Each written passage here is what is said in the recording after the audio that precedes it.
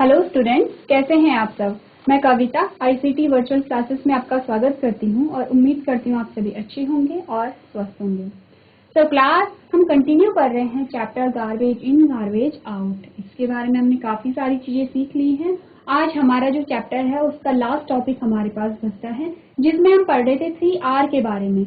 हम देख रहे थे कि जो अजैविक कूड़ा है, नॉन बायोडिग्रेडेबल जो गार्बेज है, वहाँ पे किस प्रकार से हम उसका उत्पादन कम कर सकते हैं। 3R की हमने बात की थी। क्या होते हैं 3R? हमने 2R के बारे में जान लिया था और एक लास्ट जो हमारे पास R बचता है उसके बारे में हम आज जानेंगे। उससे पहले हम एक क्विक रिवीजन कर लेंगे कि 3R क्या होता है और जो 2R हमने प्रीवियस लेक्चर में पढ़े हैं उसका क्या मतलब होता है। तो आइए स्टार्ट करते हैं। तो यहाँ तक की बात हमने कर ली थी और हमने क्या कहा था, जब हम गैर बायोडिग्रेडेबल कचरे का प्रबंधन कर रहे हैं। प्रबंधन का क्या मतलब है, हम जान चुके हैं कि हम क्या कर रहे हैं, कचरे को कुछ इस प्रकार से व्यवस्थित कर रहे हैं कि उससे प्रदूषण भी ना फैले और ना ही बीमारियों का संक्रमण हो। हमने यहाँ पे क्या बात की थी, हमने यहाँ पे 3R के बारे में बात की थी। 3R के बारे में सबसे पहला R था रिड्यूस यानी कि कम करना। सेकेंड R के बारे में हमने पढ़ा था पुनः उपयोग यानी कि रीयूज करना। और तीसरा जो R आज हम पढ़ेंगे वो है रिसाइकल करना यानी कि पुनः चक्रण करना। तो हमने कल बात कर ली थी, यहाँ पे जीजीआईसी ऋषिकेश ने हमें यह भी बताया था, उन्होंने बताया था कि जो पुनः उपयोग है या जो 2R के बारे में हमने बात की थी, उन्होंने इसके बारे में आंसर भी दिया था।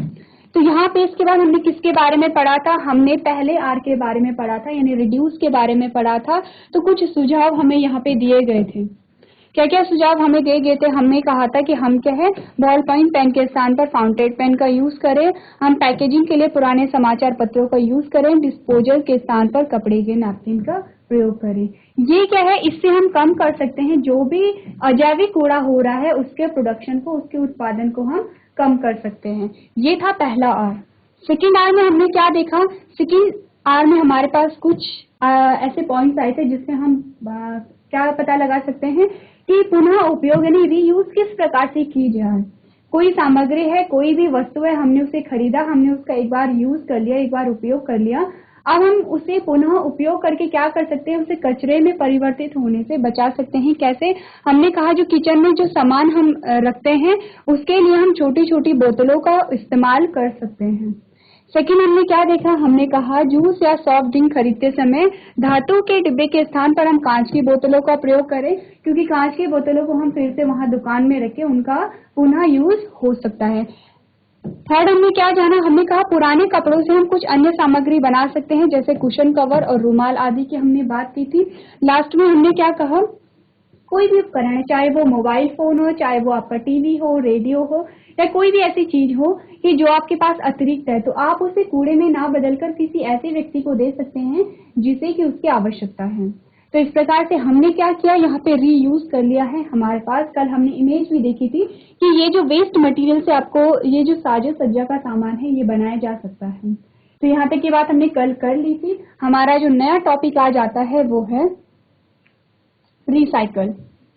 रिसाइकल के बारे में, यानी ये जो है ये तीसरा R है। रिसाइकल में हमने क्या पढ़ा था कि पुनः चक्रण। पुनः चक्रण में क्या क्या हम पढ़ेंगे तो आप देखेंगे, प्लास्टिक की थैलियों की तुलना में कागज, कपास और जूट की थैलियों को वरीयता दी जानी चाहिए।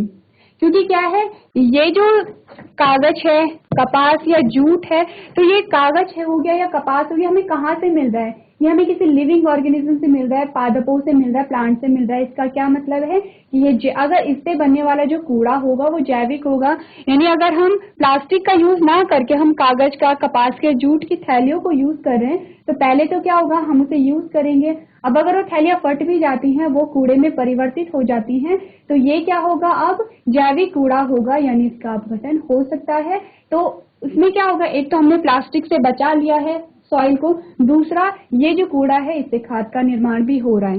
लेकिन हमने क्या देखा, हमने देखा कुछ डिस्पोजेबल प्लास्टिक कंटेनर और जार पौधे को उगाने के लिए इस्तेमाल किए जा सकते हैं। क्या आपको बताया जा रहा है कि रिसाइकिल पुनः चक्रण किस प्रकार से किया जा सकता है। हमने कहा कोई डिस्पोजल है या फिर कोई प्लास्टिक कंटेनर है, अब हम उसका उपयोग क्या कर रहे हैं, पौधों को उगाने के लिए कर रहे हैं, गमलों को हम बना रहे हैं।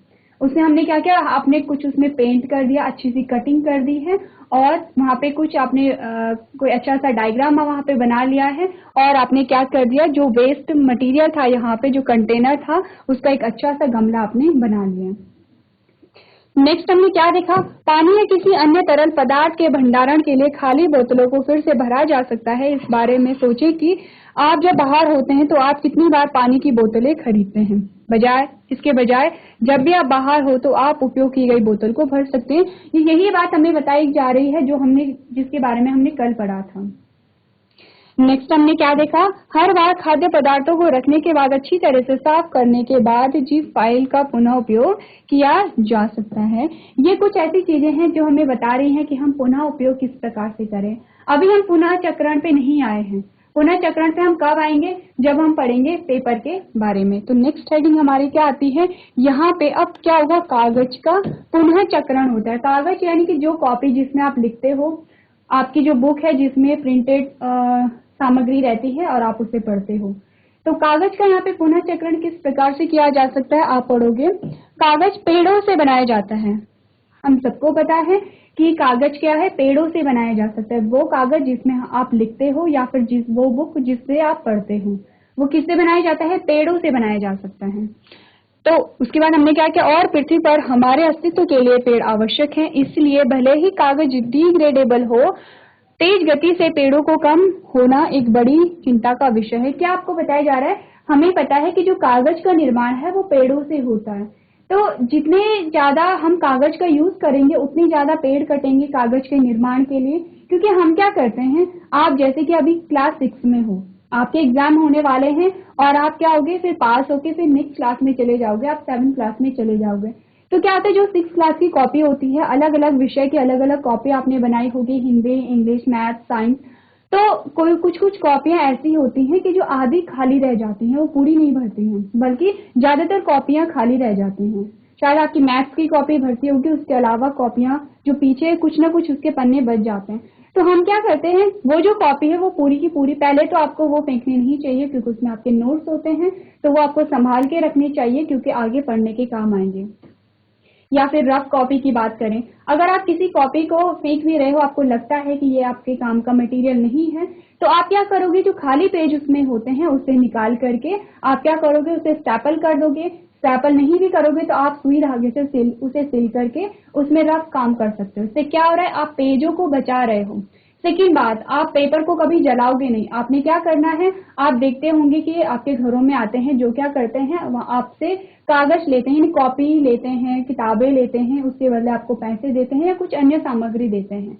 तो वहां से वो क्या करते हैं, उस कागज को लेके जा करके उसे फैक्ट्रीज में देते हैं ताकि वहां से पुनः चक्रण हो सके। तो आपको क्या ध्यान रखना है, सबसे पहली बात, अगर आपकी कोई कॉपी खाली रह जाती है, कुछ भी, चाहे उसमें 2 पेज हो या 1 पेज हो, आप उसे निकालेंगे और हर कॉपी से अगर आप ऐसे पेजों को निकालते रहेंगे तो आपके पास आपकी रफ कॉपी बन जाएगी। आपको अलग से कॉपी खरीदने की आवश्यकता नहीं है। पहला तो आप पेजों को बचा रहे हो, सेकंड आपके पैसे बचेंगे, आपको रफ कॉपी खरीदने की आवश्यकता नहीं होगी। तीसरा, आपको ध्यान क्या रखना है, कभी भी आप कागज को जलाओगे नहीं, जलाना नहीं है कागज को। आप क्या करोगे, उसे इकट्ठा करोगे। जो भी आपके काम का मटेरियल नहीं है, आप उन पेजों को इकट्ठा करोगे और जो भी आपके घर में आते हैं पेज या फिर रद्दी खरीदने वाले, आप उन्हें वो जो भी आपकी कॉपी है या बुक है आप उन्हें दे दोगे।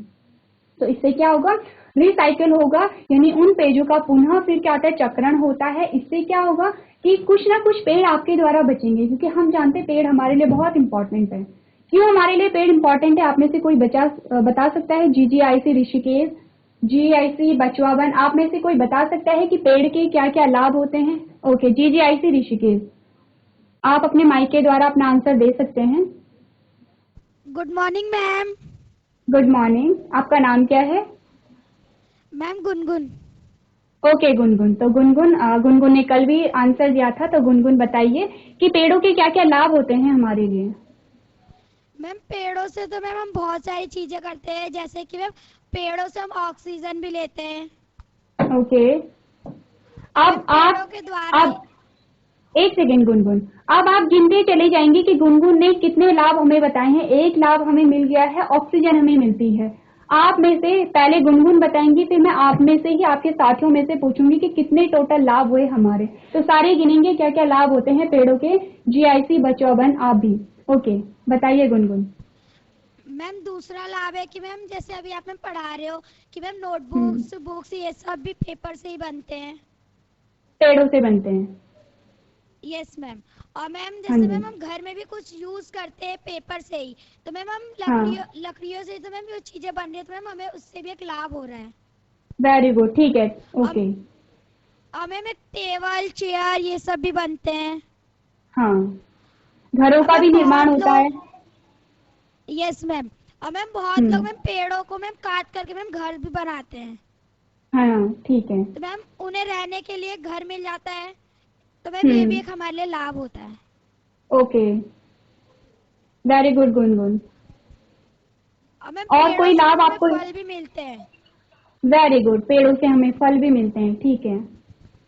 Yes ma'am. ओके। और मैम जो फूल और मैम जो फूल मैम पेड़ों से जो फूल होते हैं उनसे हम्म। हमारे मैम हमारा देश बहुत सुंदर भी लगता है, बहुत अच्छा भी लगता है। ओके, वेरी गुड गुन। और हमें कलर्स भी मिलते हैं वहां से, है ना? कलर्स का जो रंगों का निर्माण भी होता है उनसे। चलिए, तो गुनगुन ने हमें कुछ यहाँ पे लाभ बताए हैं पेड़ के। अब जीजीआईसी ऋषिकेश में से कोई और बच्चा मुझे बताएगा कि गुनगुन ने कितने लाभ बताए हैं, और उसके अलावा अगर किसी को इसके अलावा कोई लाभ आते हैं तो आप में से कोई बता सकता है जीआईसी कोट कंडारा में से। किसी को पता है पेड़ों को क्या क्या लाभ होते हैं? ओके, जीजीआईसी ऋषिकेश में से बहुत बच्चे हाथ खड़े कर रहे हैं, आप अपना आंसर दे सकते हैं।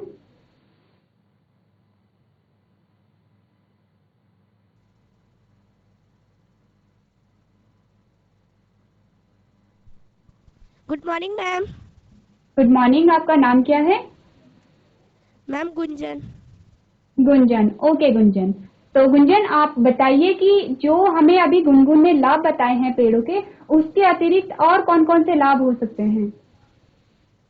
मैम पेड़ की छाल से दवाई भी बनती है। वेरी गुड, बहुत अच्छे।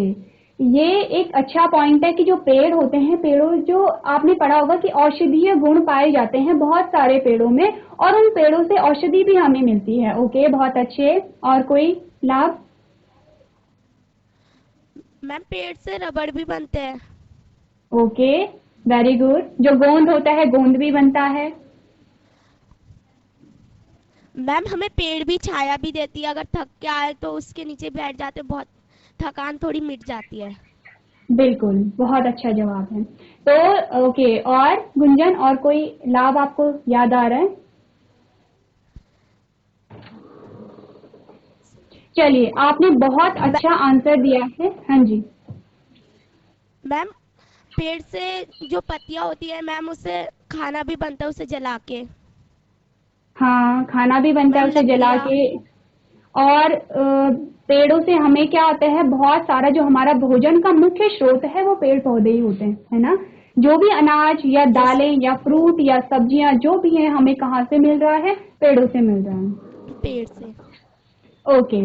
ओके, तो गुंजन आप बैठ जाइए। जीजीआईसी ने बहुत अच्छा आंसर दिया है। गुनगुन और गुंजन दोनों ने ही हमें पेड़ के बहुत सारे लाभ बताए हैं, और आपने ऐसे ऐसे लाभ बताए हैं कि मैं एक्सपेक्ट नहीं कर रही थी कि आपको पता होंगे, लेकिन आप बहुत अच्छे बच्चे हैं। सबको पता है कि पेड़ों के क्या क्या लाभ होते हैं। तो अब जैसे कि हमें पता है, जैसे कि आप सबने बताया कि पेड़ों के क्या क्या लाभ होते हैं, तो हमने अभी क्या पढ़ा कि पेड़ों से ही पेपर का निर्माण हो रहा है। और अगर हम जो पेपर हैं, ऐसे जो पेज हैं जिन्हें हम यूज कर सकते हैं लेकिन हम उन्हें फेंक रहे हैं, तो क्या होगा? हमारे द्वारा हमारे कारण ज्यादा पेड़ काटे जाएंगे। मैंने कहा कि अगर आप अभी देखोगे, आप जब आप नेक्स्ट क्लास में जाओगे और आप अपनी 6th क्लास की कॉपी देखोगे, आप पाओगे कि बहुत सारे खाली पेज आपके पास बचे हैं। आपके पास हो सकता है कि आपकी एक नहीं बल्कि 2 या 3 रफ कॉपी वहां पे बन जाए, और पूरी 7th क्लास में आपको रफ कॉपी लेने की आवश्यकता ना पड़े। इससे आप क्या होगा, आपके द्वारा कई पेड़ों की वहां पे बचत हो जाएगी। तो अब हमें क्या करना है? हमें पेपर को बचाना है, और आपको जो पेपर है, पेपर पे एक्स्ट्रा चीजें नहीं लिखनी है। हम देखते हैं कि जो कॉपी के पीछे हम बहुत सारी अनावश्यक चीजें लिख लेते हैं, या फिर हम टाइम पास कर लेते हैं। आप में से बहुत सारे बच्चे, क्योंकि जब मैं भी स्कूल टाइम पे थी तो मुझे भी पता नहीं था कि पेड़ों से पेपर का निर्माण होता है। तो मेरी कॉपी के पीछे लगभग 2 से 3 जो पेज होते थे वो वेस्ट हो जाते थे, क्योंकि मैं उसमें कुछ ना कुछ लिखती रहती थी जो कि अनावश्यक था, क्योंकि मुझे पता नहीं था। लेकिन आपको पता है और आप आज से ऐसा नहीं करेंगे। आप क्या करेंगे, पेपर का सदुपयोग करेंगे, जिससे कि क्या होगा, अब आप इनडायरेक्टली पेड़ों को बचा रहे हैं, आपके द्वारा पेड़ बच रहे हैं, वो पेड़ जिनसे हमें इतने सारे क्या होते हैं, इतने सारे लाभ हमें मिलते हैं। तो यही हमें बताया गया है। इसीलिए पेड़ों को बचाने के लिए हमें कागज का प्रयोग सावधानी से करना चाहिए। कागज बचाने के कुछ निम्नलिखित तरीके हैं। अब हमें बताया किस प्रकार से हम कागज को बचा सकते हैं। इनमें वही पॉइंट्स होंगे जो हमने डिस्कस कर लिए हैं। सबसे पहला पॉइंट कह रहा है हमें हमेशा कागज की शीट के दोनों ओर लिखना चाहिए। तो ये है कि हमें कागज के दोनों तरफ लिखना चाहिए। कुछ ऐसे बच्चे होते हैं कि उन्हें एक साइड लिखना अच्छा लगता है। होता है ना कि एक साइड में राइटिंग अच्छी आ रही है लेकिन दूसरे साइड में राइटिंग अच्छी नहीं आ रही है, तो क्या करते हैं बच्चे, एक ही साइड लिखते हैं। लेकिन हमें क्या करना है, आपको ये ध्यान होना चाहिए, हमें कागज बचाना है, हमें दोनों साइड लिखना है। इसीलिए इस प्रकार से आप कागज को बचा सकते हैं।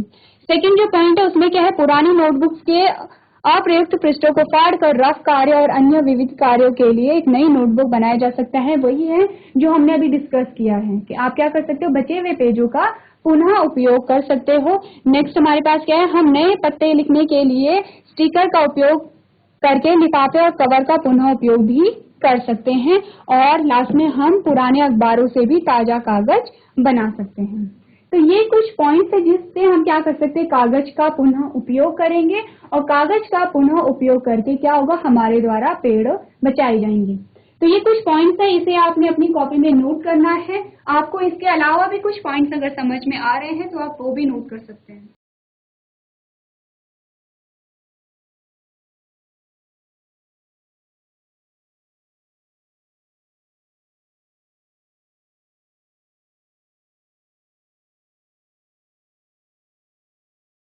चलिए, तो इसी के साथ हमारा ये जो चैप्टर है वो कंप्लीट होता है। हमने सारे टॉपिक यहाँ पे कवर कर लिए हैं। अब हम क्या करेंगे, कुछ क्वेश्चन आंसर्स को डिस्कस करेंगे। आपको मजा भी आएगा क्वेश्चन आंसर्स को डिस्कस करने में, क्योंकि मुझे लगता है कि आपने चैप्टर बहुत अच्छी तरीके से समझा है। जीआईसी कोट कंडारा के बच्चे भी आंसर देते हैं, जीजीआईसी ऋषिकेश के बच्चे भी आंसर देते हैं। तो अब हमने क्या करना है, कुछ क्वेश्चन को यहाँ पे डिस्कस करना है। चलिए, तो हमारे पास जो क्वेश्चन आएंगे वो है मल्टीपल चॉइस क्वेश्चन, यानी कि हमारे पास एक स्टेटमेंट दी जाएगी, 4 ऑप्शन होंगे और हमें उन ऑप्शन में से सही ऑप्शन को चूज करना है। तो यहाँ पे पहली जो स्टेटमेंट कह रही है कि निम्नलिखित में से कौन सी गति अपशिष्ट निपटन के संबंध में जिम्मेदार व्यवहार को नहीं दर्शाती है। क्वेश्चन समझना है आपने। क्वेश्चन क्या कह रहा है, क्वेश्चन को पढ़िए अच्छे से। क्वेश्चन कह रहा है निम्नलिखित में से, पहले मैं आपको ऑप्शन यहाँ पे बता देती हूँ। चलिए, 4 ऑप्शन हमारे पास हैं। अब जो क्वेश्चन कह रहा है कि इनमें से कौन सी गतिविधि है जो अपशिष्ट निपटन के संबंध में जिम्मेदार व्यवहार को नहीं दर्शाता है, यानी कि आपको बताना है इनमें से कौन सा व्यवहार है जो ये नहीं दर्शा रहा है, कि जो अपशिष्ट के निपटन को नहीं दर्शा रहा है। पहला ऑप्शन कह रहा है कागज की थैलियों या कपड़े की थैलियों में, कागज की थैलियों या कपड़े की थैलियों में ले जाए जाने वाला सामान। सेकेंड है कूड़ा निस्तारण के लिए पॉलीथीन की थैलियों में एकत्रित किया जाता है, यानी कूड़ा, पहला क्या है कि हम कागज की थैलियों या फिर कपड़े की थैलियों को यूज कर रहे हैं सामान ले जाने के लिए। सेकंड ऑप्शन कह रहा है कि कूड़े के निस्तारण के लिए पॉलीथीन, हम कूड़े को क्या कर रहे हैं, पॉलीथीन में एकत्रित कर रहे हैं।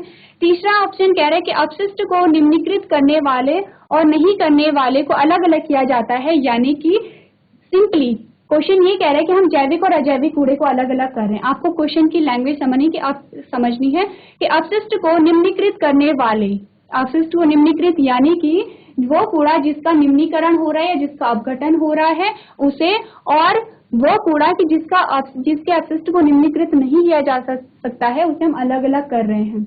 तीसरा पॉइंट है, और लास्ट है कि उपयोग की जा चुकी नोटबुक से हस्तशिल्प बनाना, यानी कि हम जो हमने नोटबुक यूज कर ली है उसका हम पुनः उपयोग कर रहे हैं। अब आपको ये बताना है कि इन चारों ऑप्शन में से वो कौन सा ऑप्शन है जो यह बता रहा है कि यहाँ पे अपशिष्ट का निपटन नहीं हो रहा है। ओके, जीजीआईसी ऋषिकेश में बहुत बच्चे हाथ खड़े कर रहे हैं, ठीक है, तो एक एक करके आप अपना आंसर दीजिए। पहले जीजीआईसी ऋषिकेश आप अपना आंसर दे दीजिए, आपका जो सही ऑप्शन है वो कौन सा है। पढ़िए, अच्छे से पढ़िए और बताइए। Good morning ma'am. Good morning, आपका नाम क्या है? माय नेम इज बानी प्रजापति। मॉनी, बानी। अच्छा ओके, बानी, ठीक है बानी। तो बानी अपना आंसर दीजिए।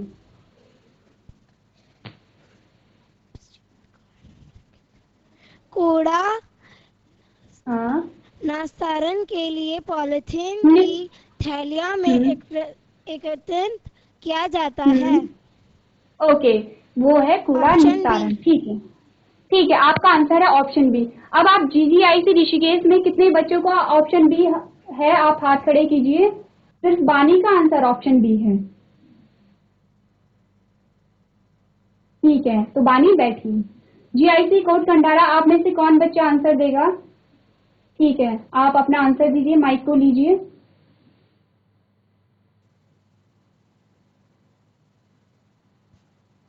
Good morning ma'am. Good morning, आपका नाम क्या है? उपेंद्र।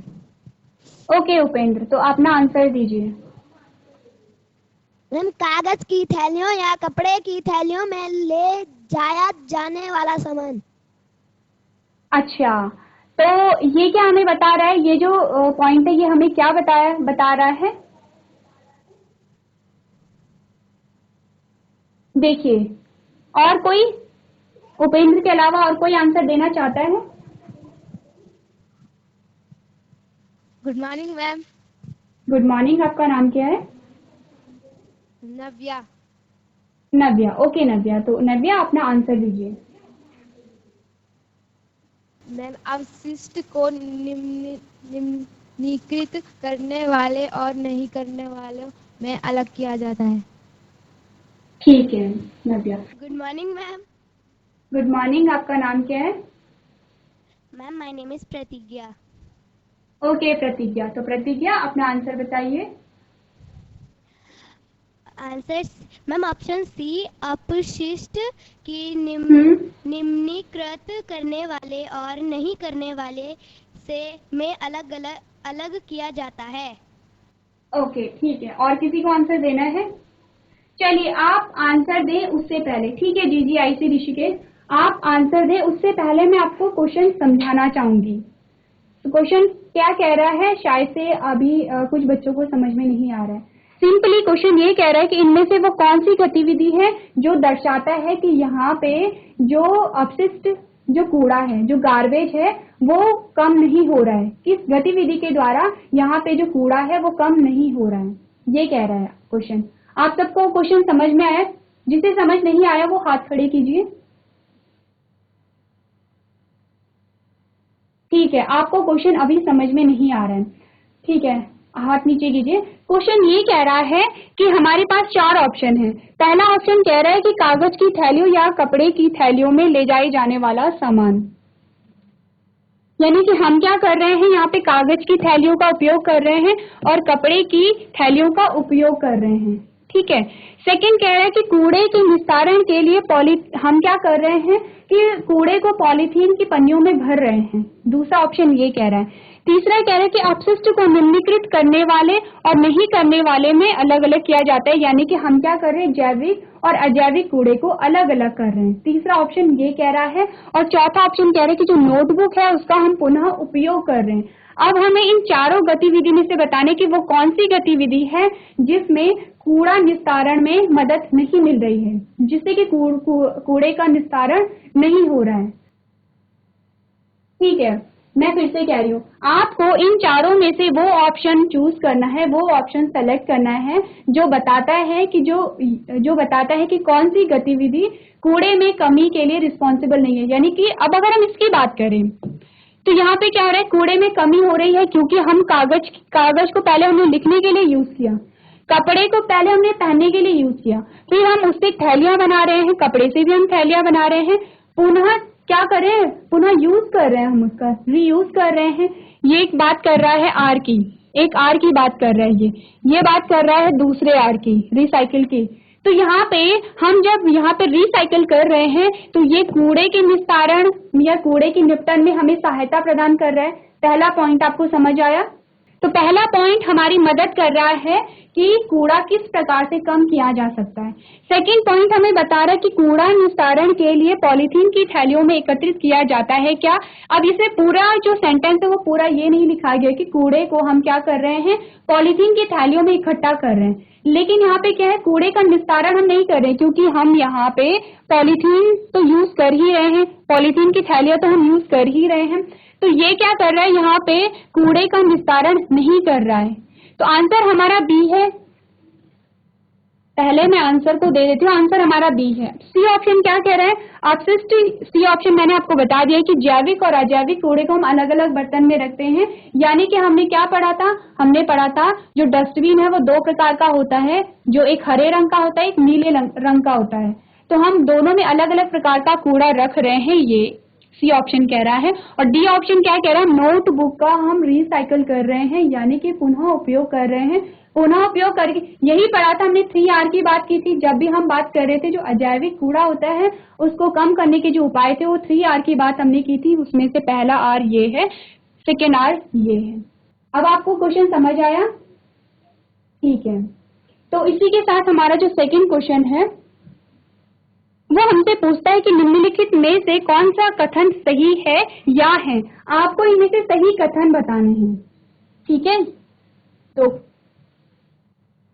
4 ऑप्शन हमारे पास है, आप सारे ऑप्शन को ध्यान से पढ़िए। पहला ऑप्शन कह रहा है, पहले आपको ये बताना चाहिए कि आपको क्या बताना है, आपको सही ऑप्शन बताना है इसमें से। अब सही ऑप्शन 1 भी हो सकता है, सही ऑप्शन 2 भी हो सकते हैं, सही ऑप्शन सारे भी हो सकते हैं। आप पढ़िए और उसे चूज कीजिए। पहला जो ऑप्शन है वो कह रहा है, उपयोग किए गए और फेंके गए पदार्थों से नए उत्पाद बनाने की प्रक्रिया को पुनः चक्रण कहा जाता है। यानी पुनः चक्रण किसे कहा जाता है, ये आपको बताया गया है कि इसे पुनः चक्रण कहा जाता है। सेकंड ऑप्शन कह रहा है कि लाल केंचुए की सहायता से कंपोस्ट तैयार करने की विधि को हम वर्मी कंपोस्ट कहते हैं। सी कह रहा है, डीकंपोजरों द्वारा कार्बनिक पदार्थों के अपघटन की प्रक्रिया को खाद के रूप में पुनः चक्रित किया जाता है, जिसे कंपोस्टिंग कहते हैं। और लास्ट ऑप्शन कह रहा है कि ये सारे ही ऑप्शन क्या है, सही है। आप सब क्वेश्चन पढ़िए, ऑप्शन को पढ़िए। Mike. Good morning ma'am. Good morning, आपका नाम क्या है? मैम गुनगुन। अच्छा गुनगुन। हाँ तो गुनगुन मुझे बताइए, इनमें से कौन सा ऑप्शन आपको समझ नहीं आया है या फिर कोई भी ऑप्शन आपको समझ नहीं आया है? मैम हमें समझ आ गया है मैम, हम आंसर बताना चाह रहे हैं। अच्छा, आप आंसर बताओ। उससे पहले आप सबको, GGIC ऋषिकेश, आप सबको ऑप्शन समझ आ गए हैं? सबसे पूछ के बताइए। Yes ma'am. ठीक है, तो ठीक है गुनगुन, अपना आंसर दीजिए आप। मैम मैम ये क्वेश्चन जो इसमें लिख रखा है, निम्नलिखित में से कौन सा कथन सही है या है। ये ऑप्शन में दे रखा है, उपयोग किए गए और फेंके गए पदार्थों से नए उत्पादन बनाने की प्रक्रिया को पुनर्चक्रण कहा जाता है। पुनर्चक्रण। और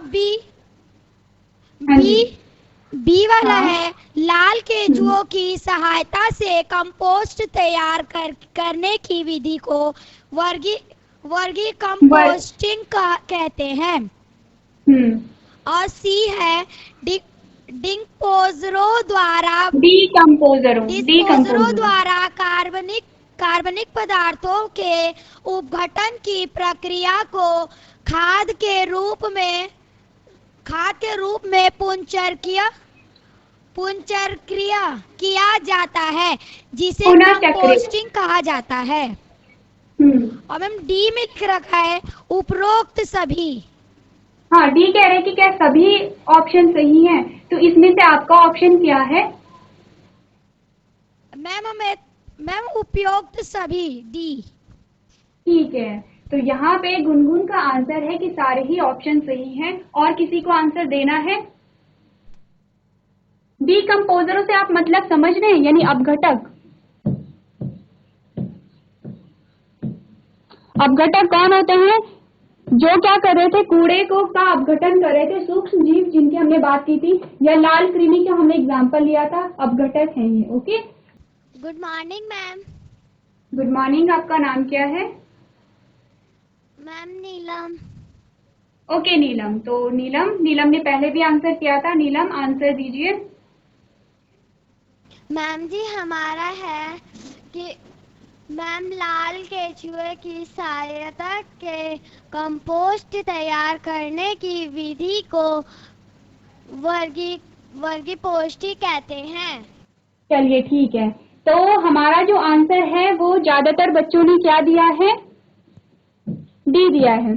तो जिसका भी आंसर डी था उसका सही आंसर है, यानी ये जो चारों पॉइंट है वो सही है। हमने क्या कहा था, उपयोग किए गए और फेंके गए पदार्थों को नए उत्पाद जब हम बनाते हैं, यानी कोई भी सामान है वो जब कूड़ा बन जाता है, हमने फिर से उसका क्या किया, नया उत्पाद बना दिया, इसे हमने कहा पुनः चक्रण यानी कि रिसाइकल, हमने इसे कहा था। पहला ऑप्शन सही है। सेकंड, हमने कहा लाल केंचुए की सहायता से कंपोस्ट तैयार करने की विधि को वर्मी कंपोस्टिंग कहते हैं, यानी कि लाल केंचुए की सहायता से जब हम जैविक कूड़े से खाद बना रहे थे तो उसमें जहां पे भी लाल केंचुआ आ जाएगा या केंचुआ आएगा उसे हम वर्मी कंपोस्टिंग कहेंगे। आपको कंफ्यूज नहीं होना है वर्मी कंपोस्टिंग में और कंपोस्टिंग में। वर्मी कंपोस्ट क्या है, यहाँ पे केंचुए की उपस्थिति है। कंपोस्टिंग में सिंपली क्या हो रहा है, यहाँ पे जो जैविक कूड़ा है उससे खाद का निर्माण हो रहा है। सी क्या कह रहे हैं कि डीकंपोजरों द्वारा कार्बनिक पदार्थों के अपघटन की प्रक्रिया को खाद के रूप में पुनः चक्रित किया जाता है, जिसे कंपोस्टिंग कहते हैं। अब यहाँ पे केंचुए शामिल नहीं है बल्कि डीकंपोजर है। डीकंपोजर क्या होते हैं, जो सूक्ष्म जीव होते हैं, माइक्रोब्स होते हैं। दोनों को आपको याद रखना है, वर्मी कंपोस्टिंग और कंपोस्टिंग। आपसे क्वेश्चन किया जाएगा कि दोनों में क्या डिफरेंस है, याद रखना है आपको। और लास्ट ऑप्शन कह रहे हैं कि सारे ही सही हैं, तो ये क्या है, सारे ऑप्शन सही हैं। इस क्वेश्चन को आप अपनी कॉपी में नोट करेंगे।